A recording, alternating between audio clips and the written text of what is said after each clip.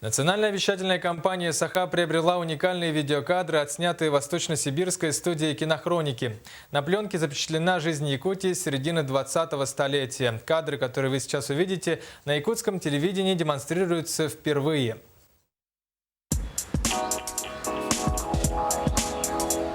Кинохроникеры из Иркутска отсняли в Якутской автономной республике сотни километров кинопленки. На уникальных кадрах запечатлены практически все аспекты жизни республики. И они позволяют заглянуть в глаза живой истории. И сейчас я передаю слово своим коллегам из настоящего и прошлого. Крупнейшая на севере Якутская государственная библиотека насчитывает свыше полумиллиона томов. Общий хронометраж полученного архива составляет где-то примерно 5 часов. Это из них 22 ролика, это киножурнал 22,5, полтора часа, а видеофильма 3,5 часа.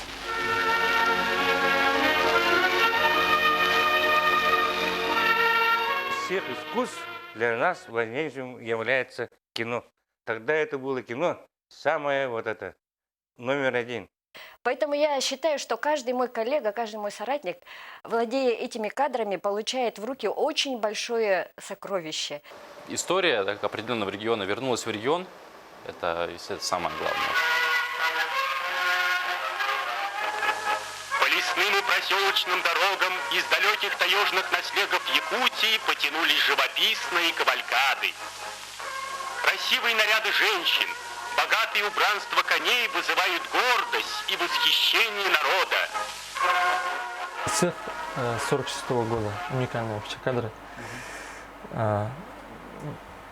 Можно сказать, один из первых запечатленных на видео. Излюбленные зрелища, конские скачки. Победа приносит славу не только наезднику, но и колхозу, сумевшему вырастить быстрого скакуна.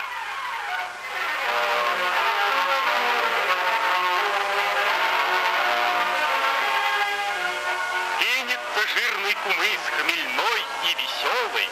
По этим кадрам можно судить это один день цеха. Работали операторы, в большинстве случаев диковцы, и даровитые самоучки тоже были среди них. Ну, тогда, конечно, было экономическое положение, тогда было не очень-то. Сейчас мы снимаем сколько хочешь, а там всегда лимит пленки.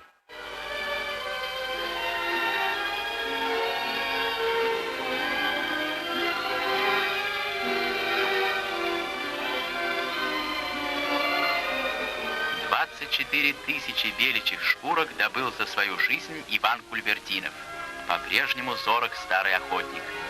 В этом сезоне он уже сдал государству 550 голубых белок. В тайге мы встретили прославленного охотника, знаменитого снайпера Федора Охлопкова, уничтожившего 429 фашистов. Теперь он обучает молодых охотников меткой стрельбе и искусству ловли зверя. Конечно, человек, который работал на телевидении энное количество времени, он понимает, что многие кадры там постановочные, что идет героизация людей, да, но я не думаю, что это минус.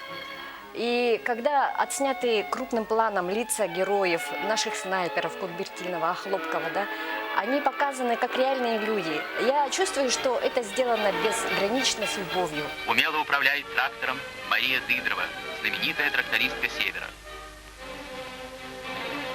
Здесь, в Якутии, ее знают и уважают так же, как Пашу Ангелину на далеких солнечных полях Украины. У якутов появились свои стахановцы угледобычи. Депутат Верховного Совета Республики Егор Ципандин и Алексей Старченко, Юлия Давидова Атьяна работают горячо по-донецки. Прежде всего, профессионал должен быть всегда.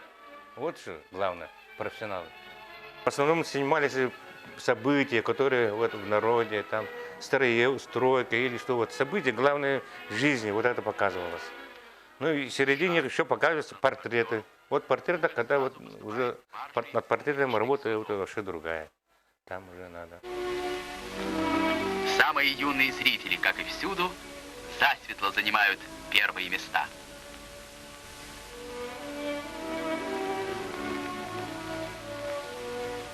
ценность этих кадров, они бесценны. Но шагая к чему-то новому, всегда нужно, как фундамент, основываться на чем-то старом. Но я думаю, что это очень большое событие для каждого телевизионщика. На берегу Лены, где был глухой царский острог, возник новый социалистический город, столица самой северной автономной республики Российской Федерации – Якутск.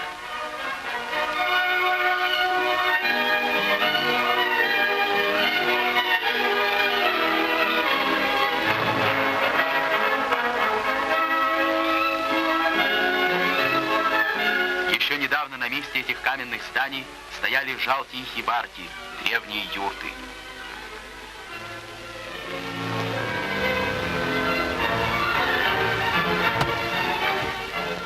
О современных технологиях видеосъемки наши коллеги из 40-х не могли и мечтать. Тогда в их распоряжении в лучшем случае был киносъемочный аппарат и несинхронный аудиомикрофон, но тем ценнее сделанные ими кадры. Но даже сейчас есть что снимать.